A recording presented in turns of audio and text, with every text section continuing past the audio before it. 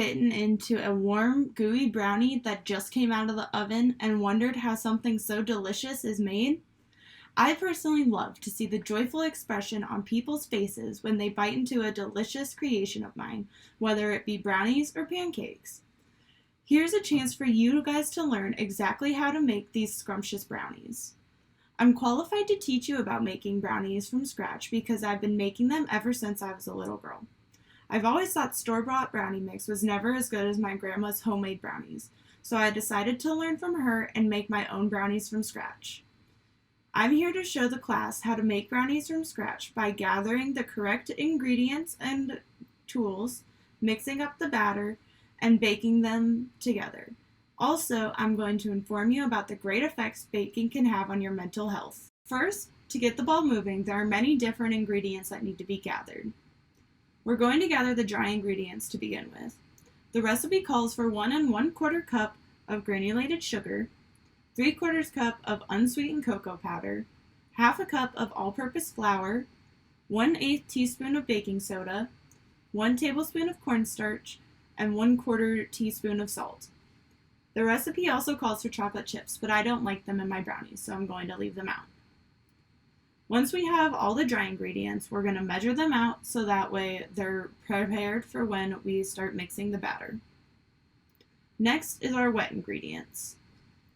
The recipe calls for 5 tablespoons of unsalted butter, 2 large eggs, 1 egg yolk, 1 teaspoon of vanilla extract, and 1/3 cup of vegetable oil.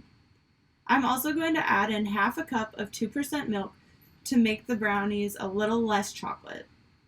Again, we want to measure all these out so they're ready for when we are mixing together the batter.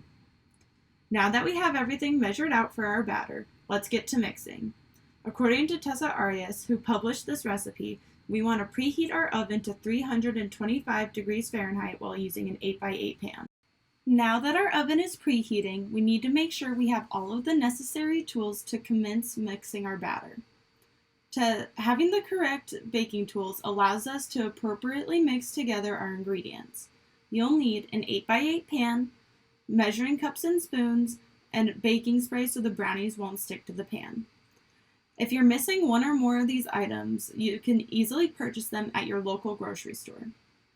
Once we have all of the correct tools, we can begin mixing our ingredients together. First, we want to melt the butter in the microwave. It's very important to have the butter completely melted, otherwise the ingredients will not combine correctly. So first, we're going to add the 1 1/4 cup of granulated sugar and the butter.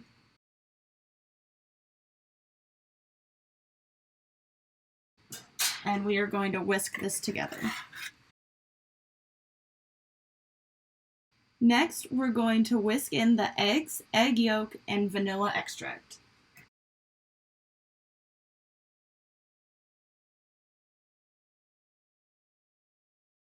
All right, now that that is in, we're going to stir in the vegetable oil and cocoa powder.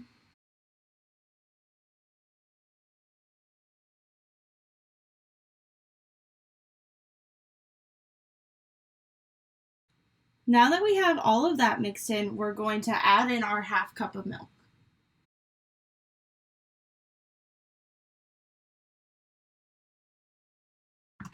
Now we are going to use a rubber spatula to fold in the flour, baking soda, cornstarch, and salt.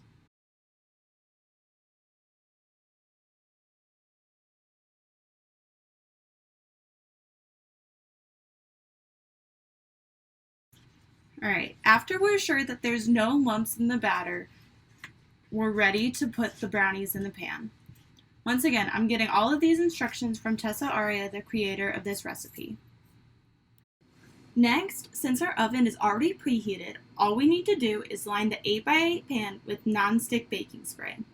It's very important to make sure you line the pan edges and bottom so that way the brownies do not stick to it. After you've lined the pan with the non-stick spray, you want to evenly spread the batter within the pan. It's important to have the batter spread evenly so the whole batch has the same consistency throughout and is evenly cooked.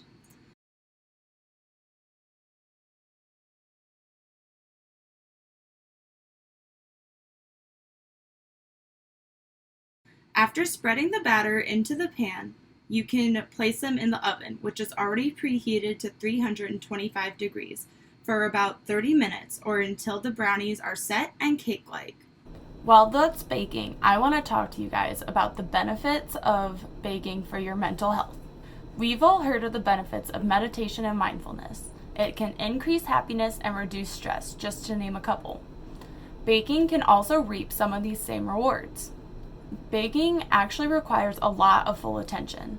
You have to measure ingredients out and physically focus on what you're doing.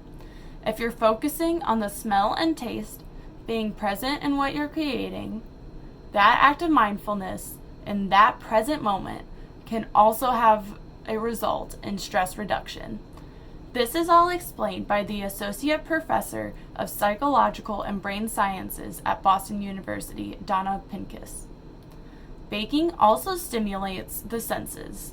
The feel of the flour, the sound of the blender, and of course, the smell of the delectable final product. All these experiences stimulate the senses, which in turn increases feel-good endorphins. I've informed you with the correct ingredients, proper tools, and adequate baking time for making these brownies from scratch. I have also informed you about the mental health benefits that baking has. Now you have observed me making these brownies from scratch, and you can try it too. It's good for your mental health. With this recipe, you can now go out and spread the gift of joy to others and watch them as they fall in love with your little creations of heaven.